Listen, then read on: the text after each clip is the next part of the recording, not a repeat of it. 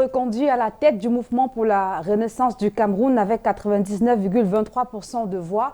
Le président national et son bureau, les bureaux des organes femmes et jeunes de ce même parti politique ont été élus à l'issue de la 3e convention tenue au Palais des Congrès de Yaoundé. Yaoundé, comme Douala et plusieurs autres villes du Cameroun, sont en manque de carburant.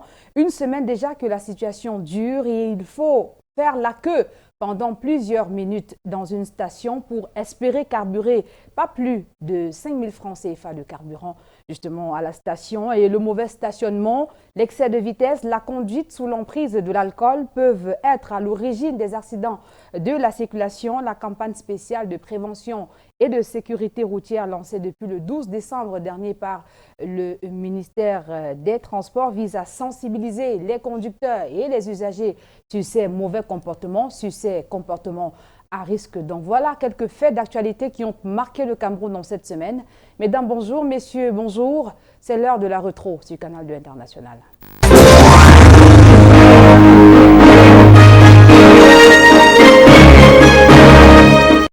Et notre invité ce dimanche est Maître Emmanuel Sim, qui est avocat et président du comité d'organisation de la 3e convention du mouvement pour la renaissance du Cameroun. Maître, bonjour. Bonjour, bienvenue, madame. Félicitations. Merci beaucoup. Je n'ai pas entendu dire que j'ai été élu comme vice-président. Je le dis, Merci beaucoup. dis le président et son bureau, vous en faites partie. Très bien. Et comment ça Merci. s'est passé à la convention? Mais je pense que c'est ceux qui étaient à l'extérieur qui pouvaient juger. J'étais, en ce qui me concerne, très noyé dans l'organisation de cet événement, à tel point que je n'ai pas pu vivre comme tout le monde. J'avais le stress, il fallait que tout se passe absolument bien. Ça fait que, honnêtement, j'étais un peu déconnecté des images que les autres ont pu voir. Permettez-moi, Maître, de vous prendre à chaud sur ce sujet. Je vous prends à chaud justement sur votre casquette d'avocat pour qu'on aborde ensemble ce décret du 13 décembre dernier portant nomination au ministère de la Défense. On a justement le juge d'instruction du tribunal militaire de Yaoundé qui est remplacé par le lieutenant-colonel Pierrot Narcisse Nzié, cumulativement avec ses fonctions de vice-président de cette même instance de ce tribunal. Le lieutenant-colonel Sikati est-il toujours vice-président et juge d'instruction, de votre point de vue? Oui, bien sûr. Moi, j'ai vu le décret du président de la République qui réorganisait légèrement le tribunal militaire de Yaoundé. Il y est dit simplement que M. Pierrot Narcisse est désigné comme vice-président du tribunal militaire de Yaoundé. Il n'est pas dit qu'on a enlevé quelqu'un d'autre. Si c'était le cas, on aurait dit en remplacement de M. Sikati. Donc, un tribunal militaire peut avoir dans sa composition, un président et peut avoir plusieurs vice-présidents. Donc je pense qu'il est simplement l'un des vice-présidents qui vient d'arriver. Mais nulle part, je n'ai cru lire dans ce décret qu'on remplaçait quelqu'un. J'ai entendu les gens le dire. Je me demandais si j'avais lu le même texte. Non, je pense que s'il y avait vraiment un remplacement, on l'aurait dit clairement dans ce décret. Et ce décret qui fait couler beaucoup d'encre et de salive, on se demande également si le colonel Sikati a-t-il été limogé ou alors dessaisi du dossier relatif à l'affaire Martinez-Zogo? Non, lorsqu'un juge d'instruction est saisi d'un dossier, c'est le président du tribunal qui peut l'en dessaisir par une ordonnance. La dernière fois que cette affaire avait commencé, souvenez-vous très bien, il y avait un juge civil, M. Yono, je crois, qui était le premier à avoir été désigné comme juge d'instruction. C'est lui qui placerait d'ailleurs les personnes poursuivies en détention provisoire. Lorsqu'il a fallu que M. Sikati vienne, c'est une ordonnance du président du tribunal militaire qui a été prise pour le remplacer. Donc il faut attendre un peu de voir si le président de ce tribunal prendra une décision dans ce sens. Pour l'instant, il n'y a aucune décision et la conséquence, c'est que M. Sikati est encore en charge de ce dossier, à moins que il y a des éléments que j'ignore, mais je dis, sur le plan purement procédural, il faut attendre l'ordonnance du président qui va remplacer ou ne pas remplacer le juge Sikati. C'est vrai que cette affaire fait couler beaucoup d'encre, mais que désigner un autre juge d'instruction dans ce tribunal en ce moment peut faire imaginer qu'il y aurait peut-être mise à l'écart du juge en charge de l'affaire. Mais je dis, en l'état et pour l'instant, il n'y a encore aucun acte dans ce sens. Et en résumé, il y a aucun flou autour de ce décret portant nomination des responsables, notamment au niveau du tribunal militaire de Non, sur le plan juridique, il n'y a pas de flou possible. Je dis que ce tribunal peut avoir plusieurs vice-présidents. Et en l'état, il y en a un autre qui a été nommé. Il faut attendre un peu de voir. Je pense qu'on allait un peu vite en besogne.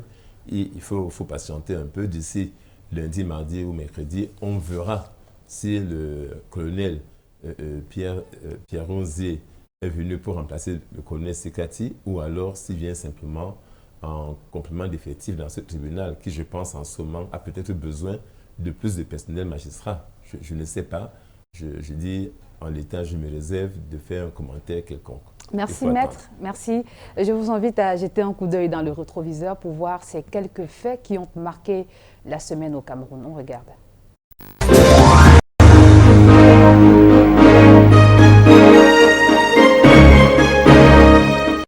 Après 20 heures d'opération électorale, le docteur Rodolphe Fonkoa est élu au très convoité poste de président du Conseil de l'Ordre. Après 20 heures d'opération électorale, le docteur Rodolphe Fonkoa est élu au très convoité poste de président du Conseil de l'Ordre national des médecins du Cameroun. Il est alors 3 heures du matin, ce dimanche 10 décembre. Des scènes de joie, accolades et félicitations se mélangent.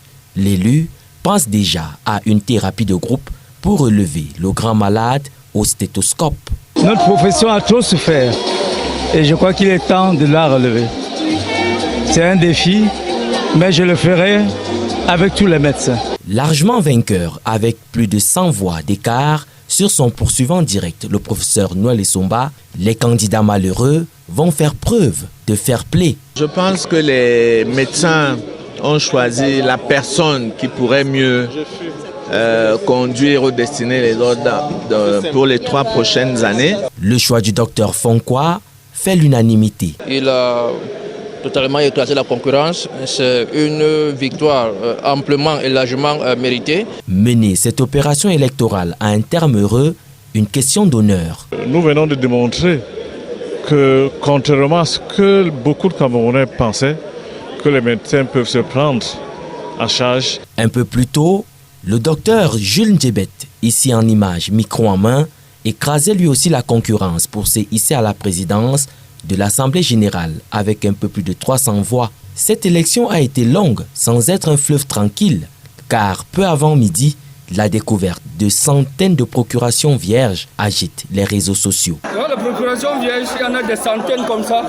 Après, vous remplissez. Suite au tollé suscité par cette découverte, les votes par procuration sont annulés. Seuls les votes en présentiel sont pris en compte. Ce n'est qu'à cette condition que l'élection s'est poursuivie. Pour connaître son épilogue, au petit matin de ce dimanche. Depuis la nomination ce 13 décembre du lieutenant-colonel magistrat Pierrot Narcisse Nzié au poste de vice-président du tribunal militaire, cumulativement à ses fonctions de juge d'instruction, la polémique enfle à nouveau autour du juge Aimé Florent Sikati. Le magistrat avait signé une semaine plus tôt l'ordonnance de mise en liberté de 2 accusés dans l'affaire Martinez-Zogo avant de revenir sur sa décision. Pour le moment, il n'a pas été changé. Il n'a pas été démis également de ses fonctions. Il est toujours vice-président du tribunal militaire et juge d'instruction. Face aux soupçons de manipulation dans l'instruction, les analyses vont bon train. D'aucuns se pressent d'affirmer que le décret présidentiel serait en réalité une sanction ayant pour implication que le lieutenant-colonel Sikati soit limogé et dessaisi du dossier. Mais la lecture de certains pénalistes tels que maître Jacques Mbouni, avocat de Justin Danoué, également inculpé dans cette affaire, se veut plus subtil. On aurait parlé de sanctions si on l'avait enlevé comme vice-président et juge d'instruction au tribunal militaire de Yaoundé. Si le timing du décret interpelle, les analyses s'en tiennent aux faits. Aujourd'hui, on a 2 juges ayant les mêmes qualités et capacités pour instruire ce dossier au sein de la juridiction. Ils peuvent tous les 2 connaître de cette affaire et agir en collégialité, tout comme l'un peut être dessaisi de l'affaire au profit de l'autre. Si des parties estiment aussi que le juge d'instruction ne remplit plus les valeurs de neutralité, d'indépendance ou bien, ils peuvent également solliciter auprès du président de la juridiction un dessaisissement des juges. D'office même, le président de la juridiction lui-même peut dessaisir un juge. Le président du tribunal militaire a, par ce décret, une marge de manœuvre plus large. Là, maintenant, c'est l'administration du président du tribunal qui a la souveraineté de pouvoir dessaisir l'un pour l'autre, peut les mettre tous les deux et peut maintenir, décider qu'il n'y ait aucun changement. C'est une cuisine où juridiquement on ne peut pas y pénétrer parce que c'est un pouvoir discrétionnaire. En attendant donc une éventuelle réorganisation en interne, les deux magistrats rempliront les mêmes offices. Il est 8h15 ce mardi. Cette station est à peine ravitaillée que déjà elle est prise d'assaut par des automobilistes en soif de carburant super. Je viens de sortir, je cafouille aussi comme ça là où je peux en avoir. Mais quand je regarde, je vois l'attroupement, ça me fait bizarre, je ne sais pas. Sauf du Carrefour Régis. Déjà on a passé la nuit là-bas. C'est un ami qui nous dit qu'il y a le carburant arrivé ici, mais depuis on est là, les gens, les pompiers ne veulent pas savoir. Bon, apparemment il y a trop de désordre aussi. La circulation est paralysée à ce carrefour. Taximens, mototaximens, véhicules personnels et même piétons bidons à main ont accouru par centaines vers la source du précieux liquide. Les pompistes sont débordés. On est au bord d'une émeute. Je ne sais pas si c'est l'émergence 2035 là qui commence maintenant ou pas. Regardez vous-même derrière, on souffle. C'est l'apocalypse. Je suis tombé en panne il y a 72 heures, donc depuis dimanche, je suis à pied. La situation a entraîné de graves bouchons, mais aussi le renchérissement des coûts du transport. Se rendre d'un point à l'autre de la ville s'apparente désormais à un parcours du combattant. À peu près 40 minutes déjà que je suis là, que j'attends le taxi et je stoppe même les motos. Moi je suis étudiant, imaginez je suis sorti depuis 6 heures, je suis actuellement posté là, il y a presque 9 heures. Les faits qu'on doit aller au travail, on passe le temps où il n'y a pas le taxi et quand on arrive au travail c'est les problèmes. Les boss nous grondent pour qu'on arrive en retard. Une difficulté de plus et de trop pour les populations qui digèrent déjà mal la hausse du coût de la vie, les coupures intempestives d'électricité et le mauvais état des routes. On vit dans un pays où il n'y a pas le carburant, il n'y a pas les routes, il n'y a pas l'électricité.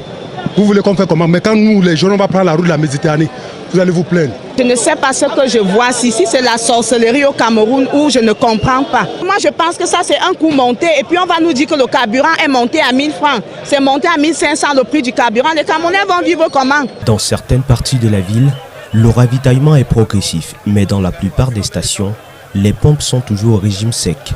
L'on attend l'arrivée des citernes de super, promises cette semaine par le ministre de l'Eau et de l'Énergie. Qui, de manière objective, incarne le mieux aujourd'hui l'opposition au Cameroun?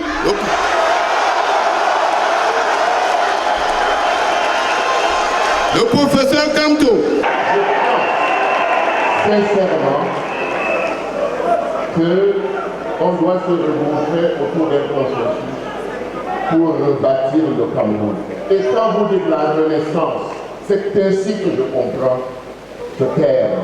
Le PCRN, le SDF, l'UMS, l'USDP et bien d'autres partis politiques d'organisations de la société civile, des citoyens de tous bords qui ont adhéré par leur participation active à la proposition de modification consensuelle du code électoral. Au nom de tous, Monsieur le Président du MRC, nous apprécions pour vous remercier la grande contribution dont vous avez fait montre sans faille, malgré tout, pour l'heureux aboutissement de cet engagement que nous avons pris pour sauvegarder la paix, l'harmonie et la cohésion qui reculent dans notre pays. J'ai lu les principaux points inscrits dans la carte du parti et je vois que nous partageons notamment le pacte républicain. Monsieur le Président, soyez assurés de notre amitié, de notre collaboration dans cette grande œuvre de poursuite de la démocratie dans notre cher pays, le Cameroun. Il a fallu parcourir 800 60 km pour être ici présent.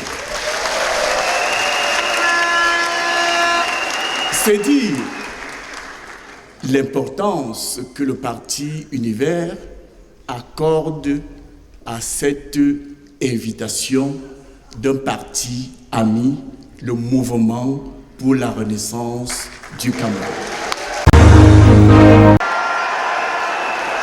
Les dernières 48 heures ont été intenses pour le Mouvement pour la Renaissance du Cameroun. Le palais des congrès de Yaoundé s'est avéré exigu pour contenir tous les militants venus du Cameroun profond et de la diaspora et élire leurs nouveaux dirigeants. À l'issue d'un scrutin de liste, quasiment à l'unanimité et sans surprise, Maurice Kamto, ses 5 vice-présidents, le secrétaire général et le trésorier national du parti ont été élus. Le premier vice-président de notre Mamadou Yacouba Mota. La deuxième vice-présidente, Madame Balbine Noah. La 5e vice-présidente est Madame Aïssa Toussadou. Cette 3e convention ordinaire a permis aussi à Maurice Kamto de décliner son rapport de politique générale sur la politique du MRC depuis la convention de 2018. Vous faisiez de moi le candidat du MRC à l'élection présidentielle du 7 octobre 2018. Notre participation à ce scrutin mémorable a ouvert la voie à une exceptionnelle aventure politique qui s'est conclue, comme vous le savez, sur un hold-up électoral. Si le leader affirme avoir tourné la page des revendications, il réitère solennellement ici son engagement vis-à-vis des échéances électorales futures. Le MRC prendra part à toutes les élections à venir. Son discours a surtout fait l'autopsie du septennat qui s'achève. Voici les nouvelles plaies du Cameroun. Can Gate, Covid Gate, Glencore Gate, ligne 94 et 65 Gate, autoroute Yaoundé-Douala Gate, Savannah Gate, barrage Nartigal Gate, Assemblée nationale Gate, émoluments et fausses taxes à témoins Gate, procédure judiciaire sur des assassinats monstrueux Gate, route Kribi et Bolova par Acom 2 Gate. Pour corriger ces dérives, l'homme politique tend la main à toutes les forces du progrès du pays afin de former une coalition dénommée Alliance politique pour le changement.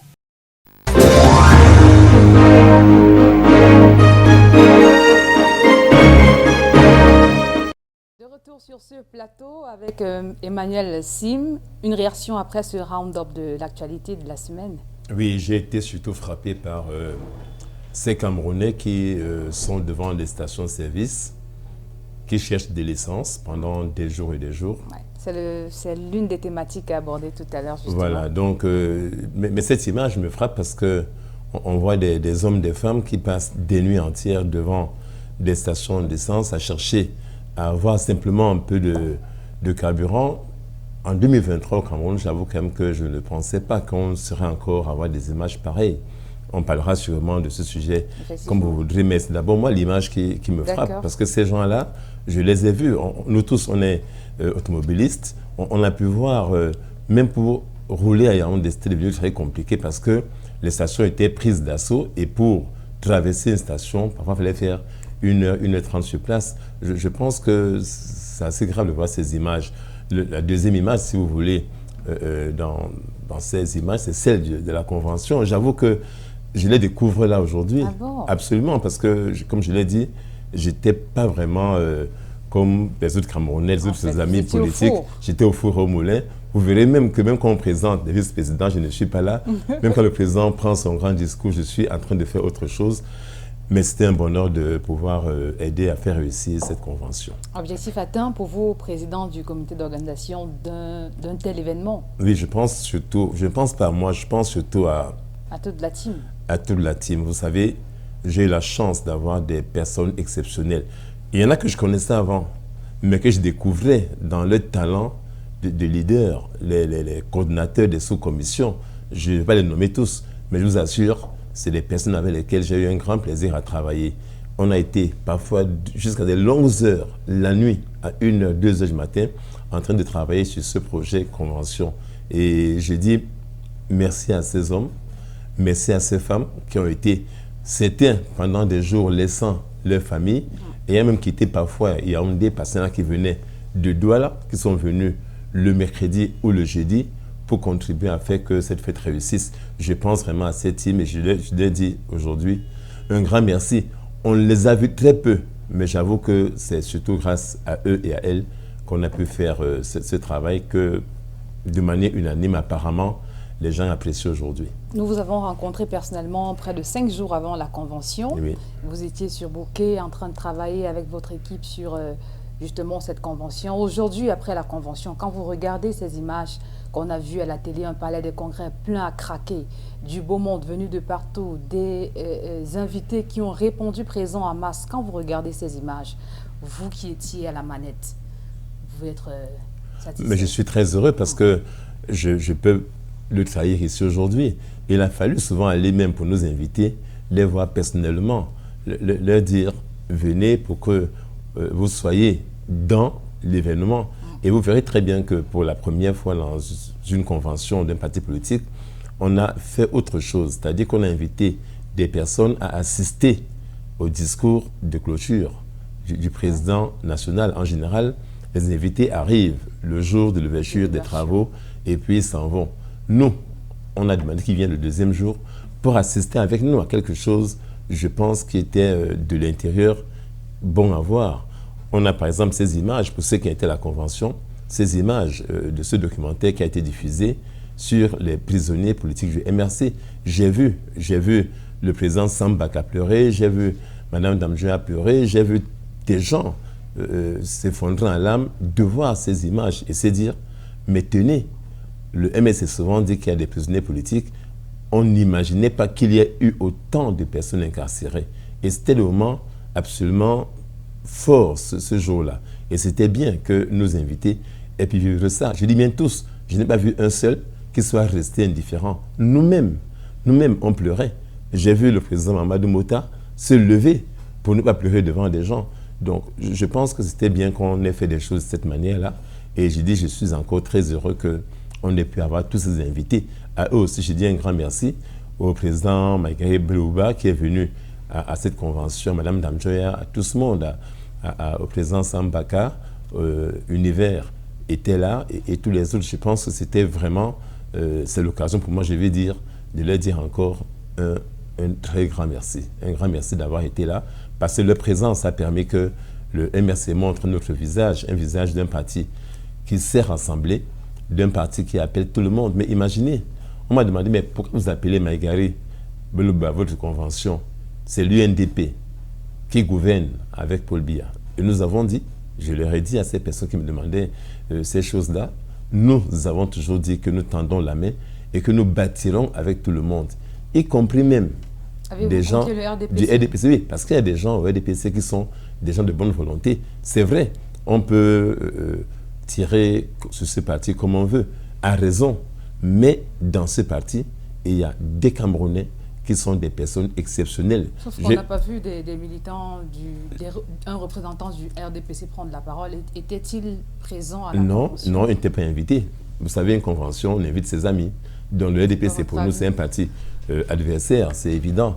Il n'était pas invité. Mais je dis que sur le plan personnel, nous sommes prêts aujourd'hui à tendre la main à des militants du RDPC qui entendent notre message et notre discours. Donc c'est un message de rassemblement pour tout le monde.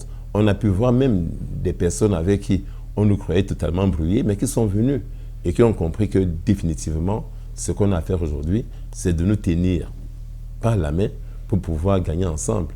Parce que nous avons, nous au MRC, une grande humilité.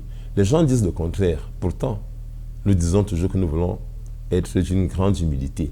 Nous ne gagnerons pas des élections en y allant seuls. Il faut créer quelque chose de plus fort ensemble. Et cela appelle toutes les forces vives, de l'opposition, de la société civile, mais également, je dis, de ceux qui peut-être aujourd'hui aident le gouvernement de M. Biya à diriger ces pays. Nous voulons que tous ceux qui entendre le discours du président Kamto puisse venir pour qu'on se mette ensemble pour gagner, pour donner aux Camerounais, je veux dire, un sourire, pour faire que les Camerounais demain aient sur leur visage quelque chose qui rayonne. Vous voyez les Camerounais, regardez dans la rue les Camerounais, ils sont devenus extrêmement violents. Ils ont quelque chose de malade en eux. Ils n'ont pas de sourire. Ils sont tristes, ça se voit. Et c'est pour ça que ces images, j'y reviens, ces images des stations d'essence me frappent. C'est des gens qui, honnêtement, se disent, mais où est-ce qu'on va? Qu'est-ce qui va nous arriver? Et nous leur disons simplement, si on se met ensemble, si on s'engage, si on prend sa carte d'électeur, qu'on s'inscrit et qu'on va voter, il est possible de donner au Cameroun demain un autre visage. C'est un message qu'on lance tous les jours. Vous tendez dans la main à tous ceux qui aimeraient coaliser avec vous? Absolument, absolument. Nous ne mettons personne de côté. Je dis bien, personne ne sera mis de côté. Personne, c'est ensemble qu'on gagnera. Et si ce discours a entendu, je n'ai pas de doute. Parce que les Camerounais, en fait, majoritairement, veulent qu'il y ait le changement. Cela est vrai. Mais il y a deux choses qui bloquent. Beaucoup ont peur de s'engager. Et il y a une expression qu'ils emploient, que vous connaissez très bien. Je veux voir grandir.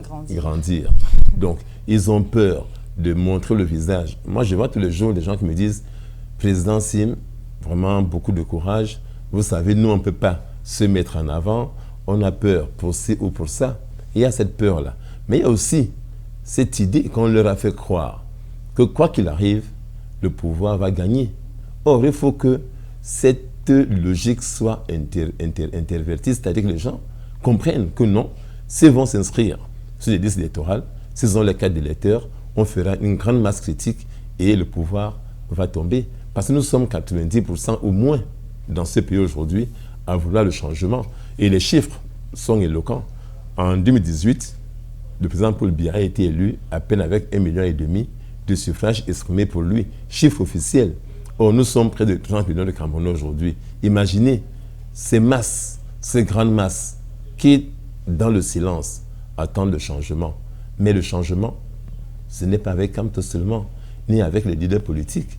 Le changement, c'est nous tous. C'est chacun de nous qui doit porter sa main à la pâte. Et qu'est-ce qu'on demande? Pas grand-chose. Je dis aux Camerounais simplement, j'insiste dessus, mes chers compatriotes, allez, vous qui n'avez pas encore fait cela, allez prendre votre carte d'électeur et le jour du vote, venez exprimer votre opinion, venez dire votre décision. C'est un combat pour lequel des gens sont morts pendant des centaines d'années. Le droit de voter, vous l'avez aujourd'hui, il faut l'exercer. Il faut venir.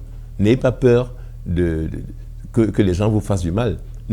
N'entendez pas ce discours qui vous dit « ça ne sert à rien ». Non, ça sert précisément beaucoup de venir s'exprimer, de dire « moi, je choisis demain que mon dirigeant soit tel ». En ne venant pas voter, vous donnez la chance à ceux qui sont là de continuer à rester. Parce qu'en ne faisant rien, vous faites quelque chose en fait de plus grave.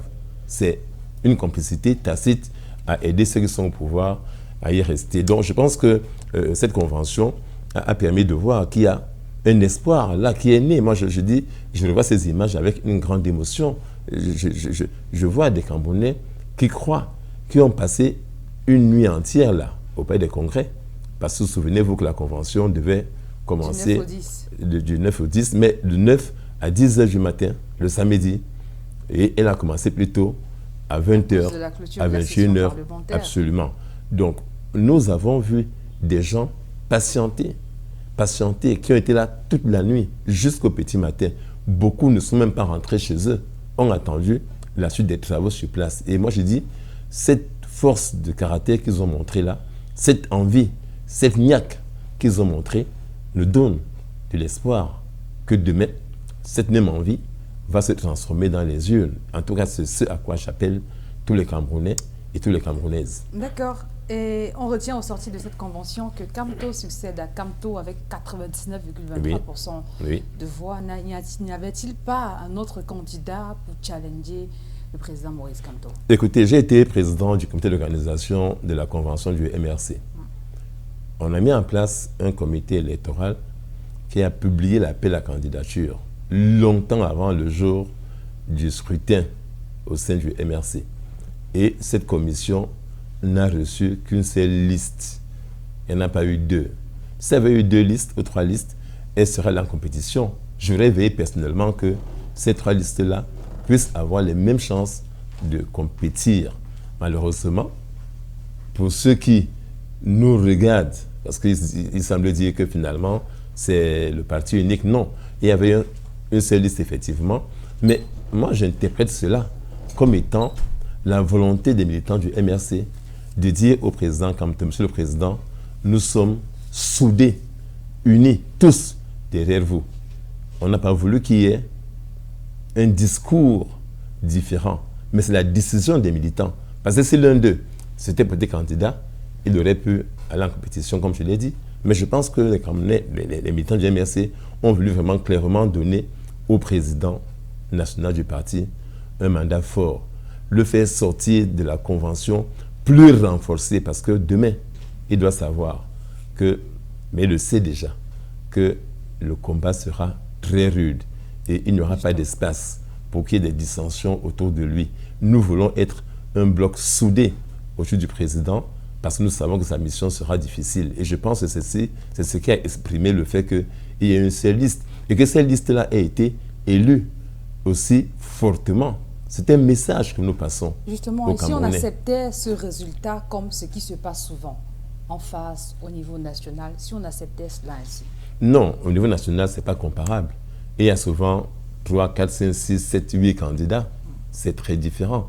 S'il y avait eu à l'élection au MRC 3, 4 candidats et qu'on avait eu ce score, on aurait eu ces débats-là. Mais il y avait une seule liste. Donc ce n'est pas du tout comparable. Par contre, au niveau national, s'il y a 8, 9, 10 candidats et qu'il y en ait un qui est 100%, là, ça interroge. Je dis qu'un parti politique, c'est une association privée, même si elle est politique. Et en tant qu'association privée, les membres de l'association MRC ont voulu donner à leur président tous les pouvoirs, tous les pleins pouvoirs pour aller demain arracher la victoire qu'on attend. L'histoire de doute, vous l'avez entendu. Cette fête nocturne, le président Kamto a dit que c'était une dot qu'on faisait, la dot de la victoire.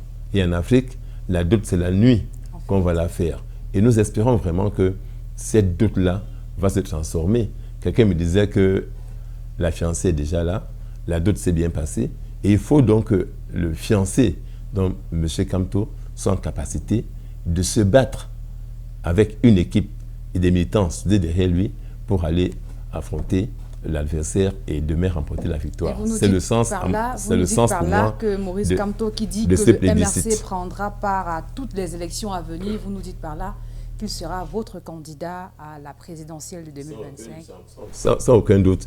Nous avons fait cette élection non seulement pour l'élire comme président du parti, mais il a reçu par ce vote également le mandat clair de ses militants, de ces cadres que nous sommes en premier, pour que demain ils portent l'étendard du MRC dans la conquête du pouvoir suprême. D'accord. Emmanuel Sili, je vous invite maintenant à parler de ce carburant qui vous a marqué tout à l'heure. Et on a vu au cours de cette semaine que c'était difficile, et ça continue encore de l'être, de prendre quelques gouttes de carburant à la pompe. Comment comprendre ce phénomène, justement, dans notre pays, un phénomène qui dure depuis plusieurs jours, justement? Non, ce n'est pas nouveau. Et il y a, je crois, 12 ou 13 mois, on a eu ce même phénomène à Yaoundé et à Douala. Il y avait une rupture de carburant. Ce n'est pas seulement cette semaine, la semaine dernière qu'on a vu cela. Donc ça devient en réalité récurrent. C'est récurrent. Mais moi, je pense qu'il faut lire les choses plus loin et sortir de l'histoire d'hier. La question qui est posée au Cameroun aujourd'hui, avez-vous confiance en vos dirigeants actuels qui ne vous donnent aucune chance, aucune? Allez dans un lycée, demandez aux enfants de terminale leur projet. 90% vont vous dire qu'ils veulent quitter leur pays. Ils veulent partir ailleurs. Et quand une jeunesse est dans un tel état d'esprit, ça veut dire qu'elle ne croit plus en son pays et donc en ses dirigeants. C'est ça la question qui est posée au Cameroun aujourd'hui. Clairement, les personnes qui vous gouvernent ne vous donnent plus aucun espoir. Qu'est-ce que vous faites? Qu'est-ce que vous faites? vous avez l'opportunité de les changer par une force nouvelle qui est là, qui a présenté en 2018 un vrai projet de société, qui a présenté un vrai programme de gouvernement, qui va être d'ailleurs amélioré dans les mois qui viennent, qui propose des solutions à vos problèmes quotidiens. Je dis bien aux soucis quotidiens des Camerounais. Parce que j'entends sur les grosses théories, je peux les faire. J'ai des documents, je peux parler du stock de devises, je pourrais parler de crise structurelle, tout cela. Mais je pense au Camerounais ordinaire, lui, ce gros Français, il n'entend pas. Il voudrait simplement pouvoir envoyer ses enfants à l'école dignement, soigner sa famille dignement, se loger normalement, avoir des routes à peu près acceptables, avoir le courant chez lui tous les jours. Depuis ce matin, dans mon quartier, à 5 heures, il n'y a pas de courant. Donc, c'est des choses basiques que le Camerounais ordinaire demande. Et quand on fait la politique, madame, on ne la fait pas pour nous-mêmes, on la fait pour les autres, pour les Camerounais, pour le citoyen ordinaire. La question qu'on se pose tous les matins, quand on est un homme politique, c'est que est-ce que mon peuple s'est réveillé en joie ou il est triste? Et le sentiment que nous avons, c'est que ceux qui nous gouvernent ne se posent pas cette question. Ils sont très contents d'avoir tous les privilèges que nous connaissons. Eux, les enfants, n'étudient pas au Cameroun. Eux, c'est clair, différemment. Eux se soignent lorsqu'ils ont un moindre panarie à l'étranger. Donc, ils ne savent pas ce que ça veut dire de payer un litre de carburant. Vous avez vu un seul d'entre eux aligné à une station. Justement, Maître Simon se pose la question de savoir comment est-on arrivé là, à vivre des situations pareilles, à répétition sur un an. Quasiment, on a ce phénomène 2 fois. Comment est-on arrivé là? Non, nous avons affaire simplement à une gouvernance incompétente. Il n'y a pas de réponse. Je dis que les réponses techniques qu'on peut nous donner, on pourra épiloguer dessus, ou dire, oui, mais la réponse, la seule, c'est qu'on a des personnes qui n'ont pas de compétences. Imaginez, le ministre de l'eau et de l'énergie nous fait un communiqué, et c'est ça qui me paraît dramatique. Ne pas dire la vérité aux Camerounais. Lorsque la pénurie a commencé à pointer du nez et que des gens ont lancé l'alerte, le ministre nous a dit, non, il n'y a pas de pénurie, il n'y en aura pas. Restez tranquilles, mes chers citoyens. Nous avons pris des mesures pour que, à aucun moment, vous ne ressentiez une pénurie de carburant. On a fait un tel communiqué pour dire aux Camerounais, n'ayez pas peur. Or, précisément, on leur mentait. Quelques jours après, la pénurie est arrivée fatalement. Et on nous annonce qu'en réalité, c'est parce qu'il y a 3 bateaux qui seraient en mer et qui auraient eu un retard pour des raisons météorologiques défavorables. Mais la gestion des stocks ordinaires permet d'anticiper. Elle permet de savoir qu'à telle période, on a une pression sur le carburant et prendre des mesures en amont pour qu'il n'y ait pas de rupture. Même dans un bar de quartier, madame, lorsque quelqu'un est prévenant, il sait qu'avant la fête de fin d'année, j'aurai plus de demandes en boisson et la personne prépare son stock. Donc, quand l'État nous dit qu'il y a des bateaux en mer qui ne sont pas arrivés pour des raisons X, Y, je dis, mais non, c'est encore là la preuve de l'incompétence. Ça veut dire qu'ils n'ont pas su faire une simple chose qu'on appelle en gestion des entreprises, la gestion des stocks. Or, gérer un État, c'est comme gérer une entreprise. Il faut prévoir. Gouverner, c'est prévoir, s'anticiper. Ils n'ont pas su le faire. Je crois que c'est dans la mesure de la prévention. On a ce communiqué du ministre d'État, secrétaire général de la présidence de la République, qui écrit donc au ministre de l'Eau et de l'Énergie au sujet de l'approvisionnement national en carburant. En exécution, je vous donne la teneur, en exécution des très hautes instructions de Monsieur le Président de la République, j'ai l'honneur de vous faire connaître qu'il vous prescrit de procéder à la libéralisation des importations des produits pétroliers. À cet effet, le chef de l'État instruit la réhabilitation de la CSPH dans la fonction de pilotage du processus d'attribution des quotas aux importateurs majeurs du secteur présentant les profils techniques et financiers leur permettant de procéder immédiatement aux importations, de permettre aux marketeurs d'acquérir les produits pétroliers directement auprès des fournisseurs de leur choix, de veiller à ce que les entreprises chargées de l'importation et de la distribution des produits pétroliers respectent les prix homologués par le gouvernement, de confier à la société Hydrac donc le contrôle qualité des produits importés et à la Sonara la confirmation des analyses réalisées par la société Hydrac. Vous voudrez bien, monsieur, me rendre compte de vos diligences pour la très haute instruction du chef de l'État. C'est signé du secrétaire d'État à la présidence de la République, Ferdinand Ngonga. On voit donc là qu'on est en train d'aller vers la libéralisation du secteur pétrolier, justement, et des carburants au Cameroun. Oui, mais ce communiqué me fait sourire. Vous savez, il faut dire la vérité aux Camerounais. Nous n'avons pas de carburant aujourd'hui parce qu'on a du mal à le payer simplement. Nous importons du carburant. D'ailleurs, même, il faut commencer par là. Voilà un pays qui produit du pétrole. C'est connu du monde entier. Mais qui ne le transforme pas. Et il produit du pétrole. Et c'est dans ce pays précisément qu'on a tous les problèmes de carburant récurrents. On a du pétrole qui est exporté pour être raffiné ailleurs. Et nous importons du pétrole au Cameroun alors que nous-mêmes en produisons. La conclusion, elle est évidente, c'est que nous n'avons pas, et ça, il faut le dire aux Camerounais, on n'a pas de carburant aussi, et surtout parce que nous devons payer désormais cash. Parce qu'avant, qu'est-ce qui se passait? Nous importions le carburant et nous payons bien après. Or, la dette qui est toxique, étant devenue très forte, ceux qui nous fournissent un carburant exigent qu'on paye avant qu'on ne soit fourni. C'est ça la vraie question aujourd'hui.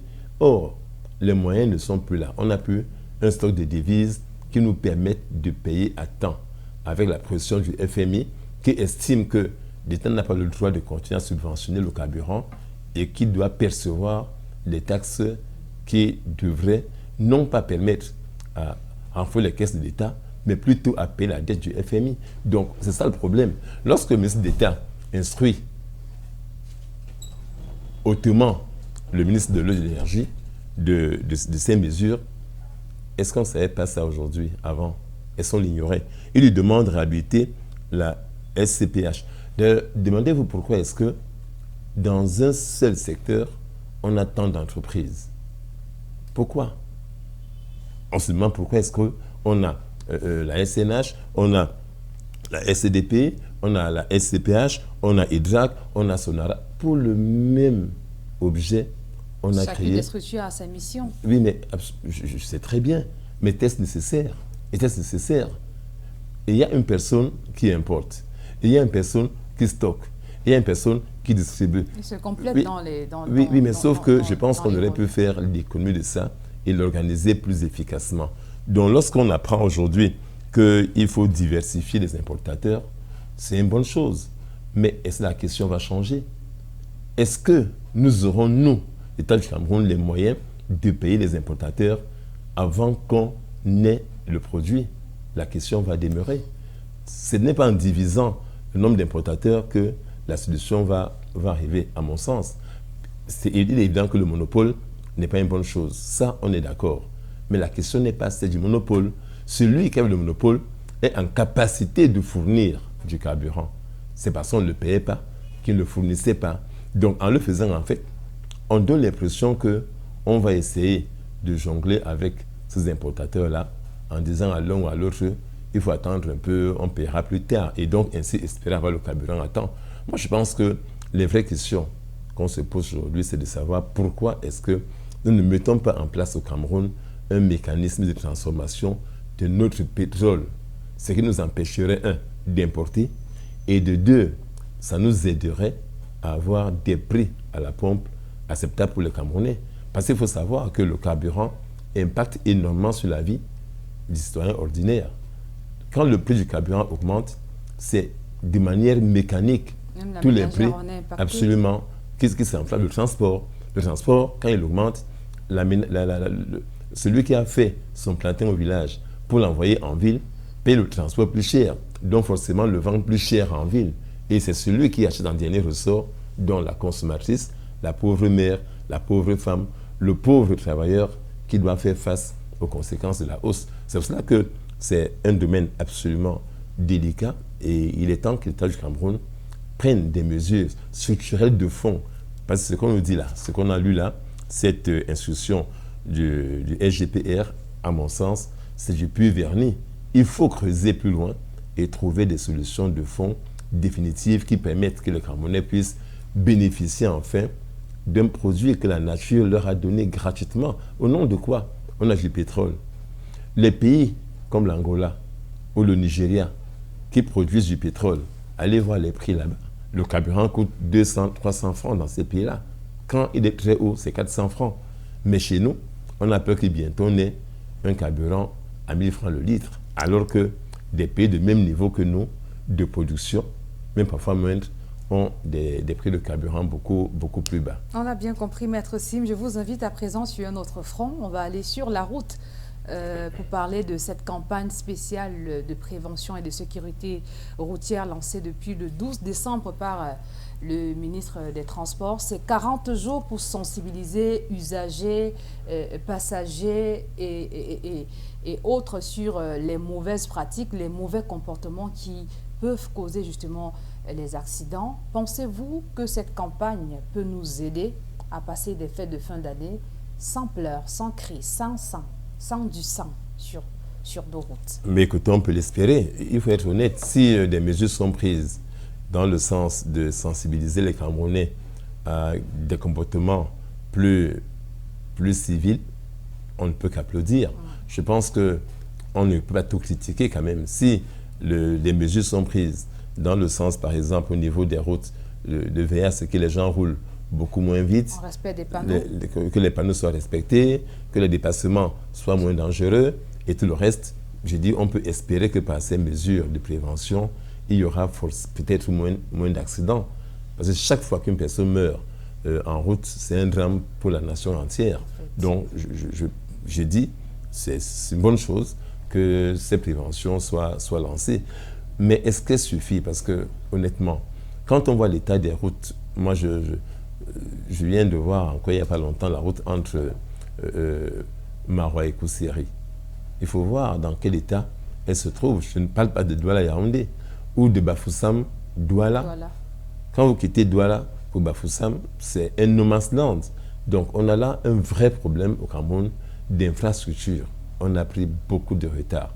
Et quand on l'invoque, il y a des gens qui disent « Oui, mais quand même, on a construit une ou deux routes ici ou là. » Mais la richesse, c'est quoi? La richesse, c'est qu'on avait une route, on a fait une deuxième, et on a une troisième, on a finalement 5 routes.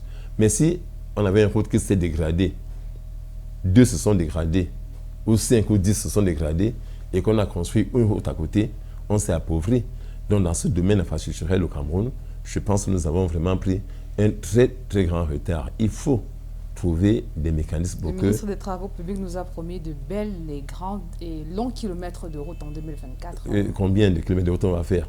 Vous savez, je me demande comment est-ce que ce gouvernement, tel que je vais fonctionner, va réussir à faire des routes. Les principales routes, les principales seulement ne sont pas faites. On ne pense même pas aux routes secondaires. Une route comme Yabassi-Douala, j'ai lu dans le communiqué du ministre de la République qu'elle est déjà livrée. Or, elle n'est pas livrée. La seule partie qui est déjà goudronnée, c'est entre Bonipoupa et Yabassi. Mais entre Bonipoupa et Douala, elle n'est pas livrée jusqu'à présent. Et ça fait des années que ce chantier dure, voyez-vous. Donc, je pense que ça ne sert à rien de venir dire aux Camerounais des choses qui ne sont pas vraies. Nous avons aujourd'hui, mais je dis tout cela encore, en réalité, se résume par une gouvernance désastreuse. Parce qu'on a beau dire, on revient au même endroit.